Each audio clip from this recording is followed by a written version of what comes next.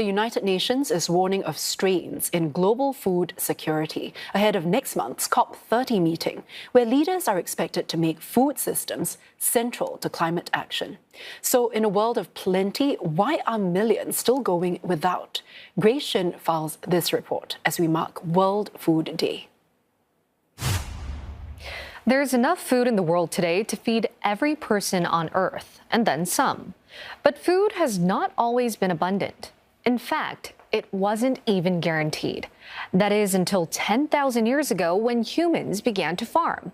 That agricultural revolution was a turning point. It allowed us to settle, build, and create the very foundations of civilization. Today, more than 1/3 of Earth's land is dedicated to farming. Thanks to technology, modernization, and the Green Revolution, food production expanded rapidly, well into the 21st century. In 2023, the world produced 9.9 billion tons of primary crops.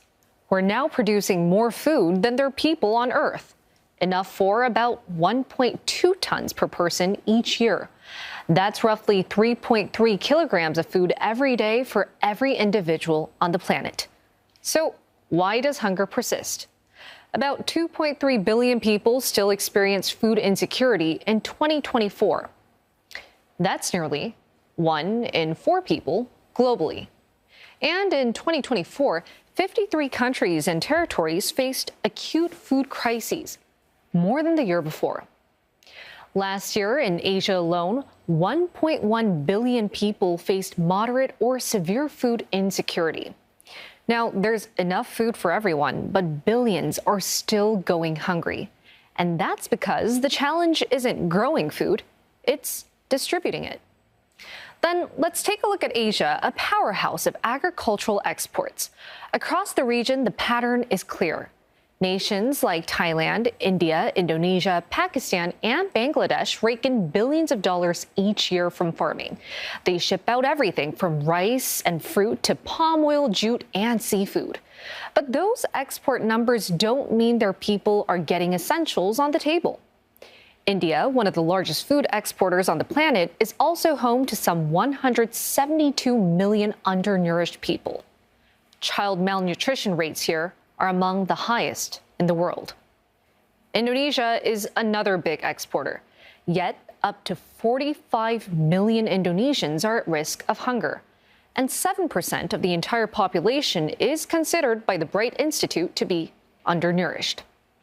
About 16 million people in Bangladesh live with food insecurity, and up to a quarter of its children may have development issues related to malnourishment.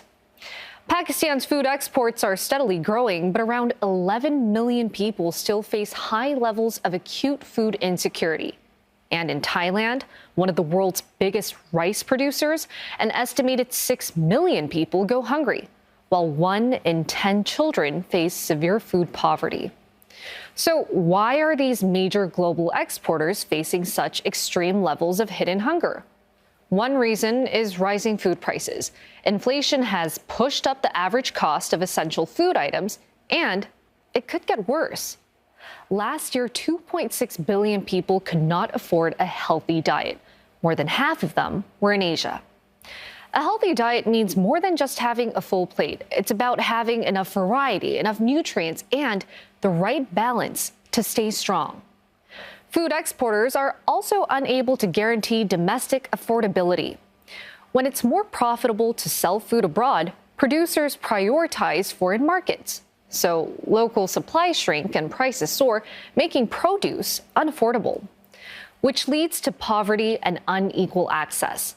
Hunger exists not because there's no food, but because tens of millions are priced out of it.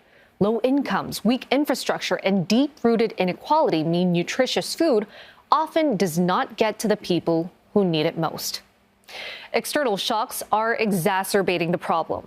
Global conflicts and the COVID-19 pandemic have deepened hunger by disrupting supply chains and inflating prices. And then there's climate change. Extreme weather, the floods in Bangladesh, heat waves in India, droughts in Indonesia are just a few. These damaged harvests push more people into food insecurity. 10 years ago, some 190 countries set the goal of ending hunger by the year of 2030. That's just 5 years away, and the world is falling behind on target. UN agencies are urging stronger policies, more open markets, and long-term solutions to fix what's broken in the food system. Because the real challenge isn't in producing food, it's making sure everyone gets to eat it.